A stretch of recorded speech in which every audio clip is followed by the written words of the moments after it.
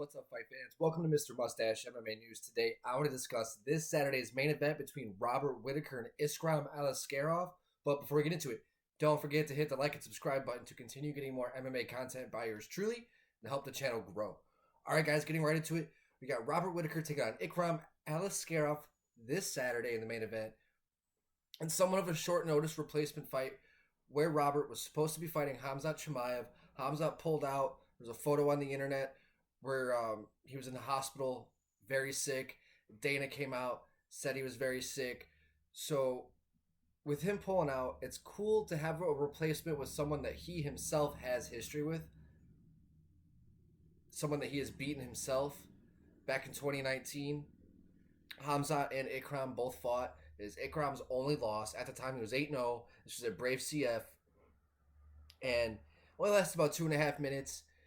Khamzat really just could not find all that much success within the wrestling. Ikram was definitely giving him a run for his money. And then, but with all the wrestling that Khamzat used within those first 2 minutes, it really tired Aliskerov out. And it was very evident. And then he just got absolutely slept. It looked like an uppercut where he went in, and it looked like fucking Khamzat just kind of countered it and just kind of hit him coming in. Fucking slept, followed it up with a brutal ass elbow on the ground. Since then, though, he's rattled off 6 straight victories, 7 straight victories. Most recently beating guys like Phil Hawes and Warley Alves, finishing them both. Phil Hawes with the Savage 1-2 combination that just put him right to sleep.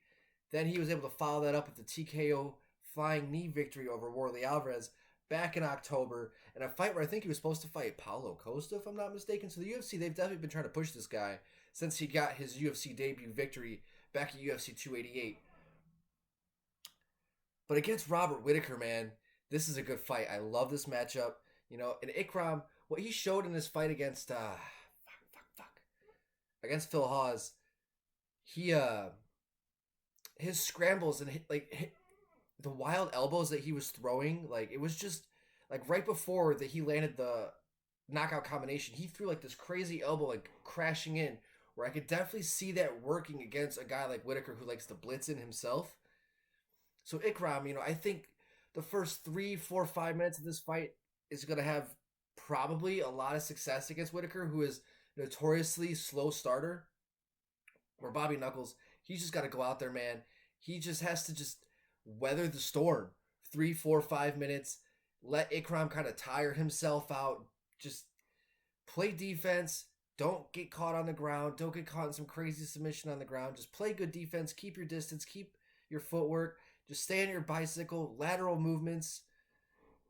Watch out for the power, because he's going to be throwing just very unorthodox, unpredictable, very explosive shots that kind of come out of nowhere. Ikram has this fast twitch shots, but they're just very close range, phone booth style strikes that are just very powerful, just very fight ending shots. So against a guy like Whittaker, who is a notorious slow starter, who a lot of people call chinny, which I could say, but if you catch anybody clean, I think Whittaker is so offensive sometimes. He just kind of he's very hittable. I think that he leaves himself a little bit hittable. That's kind of his style, and at times he's been caught, and he really hasn't been the same against his fights with Yoel Romero. But back then, who has fought Yoel Romero? Nobody was really the same since after that, anyways. But in this fight, man, Robert Whittaker, I just think that his experience, if he can weather those first 3, 4 minutes and get out of that red zone, rounds 2, 3, 4, 5, he really should be able to just utilize his experience, pepper it with shots, get in and out of the way. Because it was like that fight that he had against Paulo Costa most recently. After Whittaker got hit with that big shot at the end of the first round, you saw him tighten up a bit, and I think that that's probably going to have, that's where I get nervous, because that's almost kind of what needs to happen against Whittaker to kind of get him to tighten up. But it's is he going to get slept or not? So, see, it's the more I think about this fight, the more I give Ikram a chance. But I'd say it's I think Whittaker's 65% chance, and I think Ikram 35% chance. I think that would be more fair. maybe closer to 60-40, but it's neither here nor there. But I think Whittaker, I think he's got the experience. If he can weather those first 3-4 minutes, I think we're just going to see just phenomenal movement, in and out, footwork. And as for Ikram, that's what he's just got to get the fight done. He's got to get it done quick. Otherwise, I'm curious to see how his cardio and his gas tank is going to last for 5 rounds, especially in a short notice fight.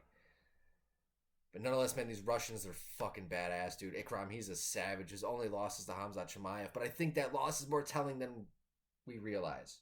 Because I think that Whittaker dusts Khamzat in the way that Khamzat dusted Ikram, but that was 5 years ago. Things change. Fighters do get better. Fighters do evolve. And as for Whittaker, fighters do get mileage put on them as well. So it's a double-edged sword fight. I like this. Even as a replacement main event, I think it's a big fight for Ikram to really get a big victory off of a former champion. And definitely like if Robert goes out there and just starches Ikram or has a really good, solid victory,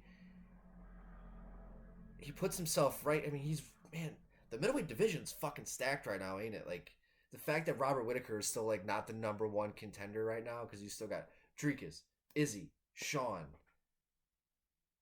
fucking Whittaker. I mean, that's wild. That's wild. I mean, you have all world champions right there, all lined up, who could beat each other on any given night. So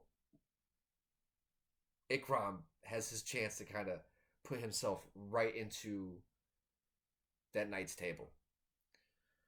All right, guys, that's going to do it for today. Let me know in the comment section what you guys think of this matchup, of this main event. Love to hear your guys' thoughts. Don't forget to hit the like and subscribe button to continue getting more MMA content by yours truly. Help the channel grow. Mr. Mustache, MMA News out. Let's fucking go, fight fans.